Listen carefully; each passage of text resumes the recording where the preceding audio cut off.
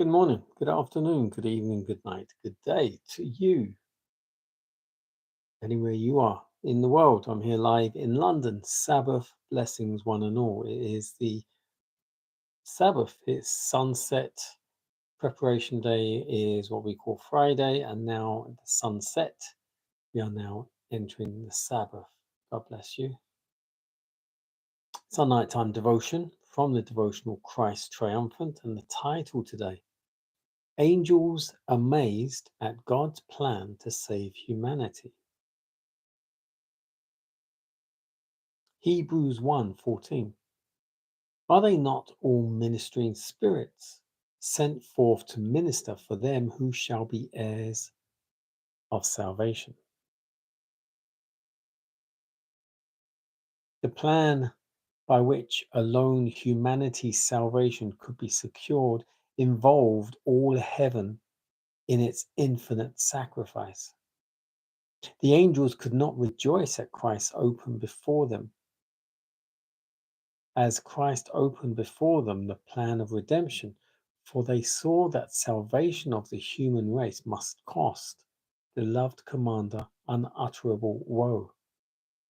In grief and wonder, they listened to his words as he told them how he must descend from heaven's purity and peace, its joy and glory and immortal life, and come in contact with the degradation of earth to endure its sorrow, shame, and death.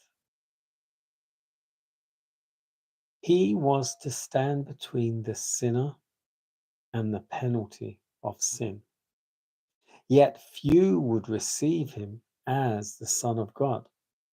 He would leave his high position as the Majesty of heaven, appear upon the earth, and humble himself as a man, and by his own experience become acquainted with the sorrows and temptations that humans would have to endure. All this would be necessary in order that he might be able to succor them that should be tempted.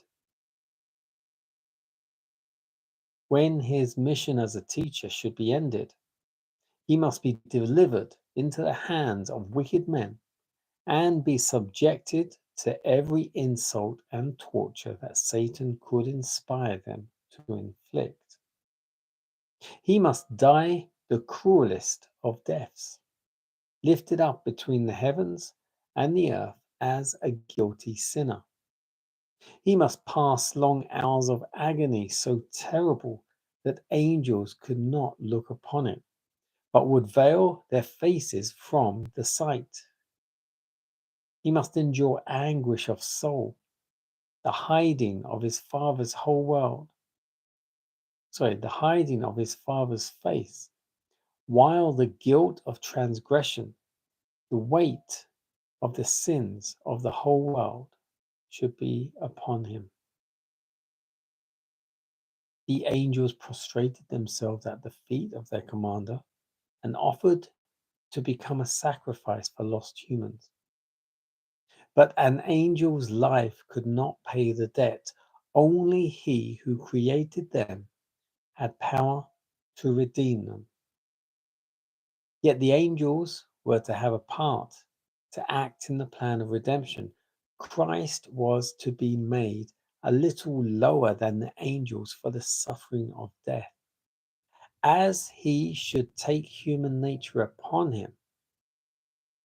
His strength would not be equal to theirs, and they were to minister to him to strengthen and soothe him under his sufferings.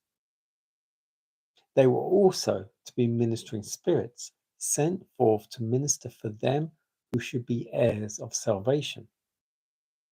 They would guard the subjects of grace from the power of evil angels and from the darkness constantly thrown around them by Satan. Christ assured the angels that by his death he would ransom many and would destroy him who had the power of death.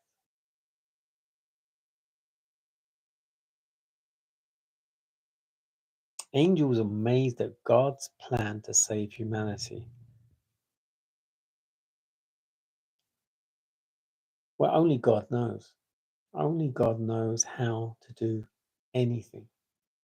Only God knows how we work, how our bodies work, how intricate our bodies are. Only God knows.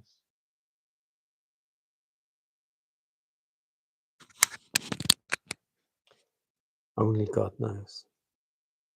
Our creator, our designer, our architect. And the fact that he knew exactly what he had to do to redeem us, to salvage humanity and this world.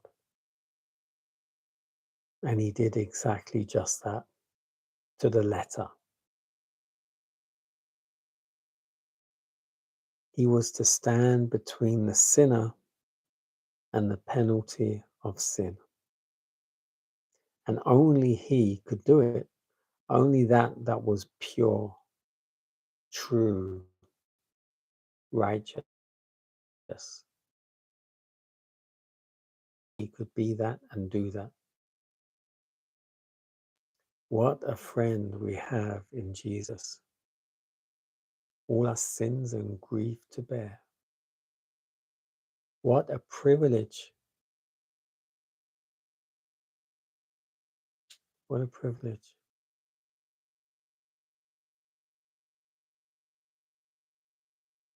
To carry everything.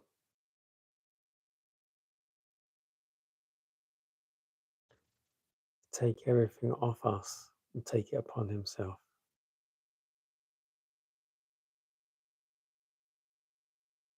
Enjoy Sabbath. God bless you.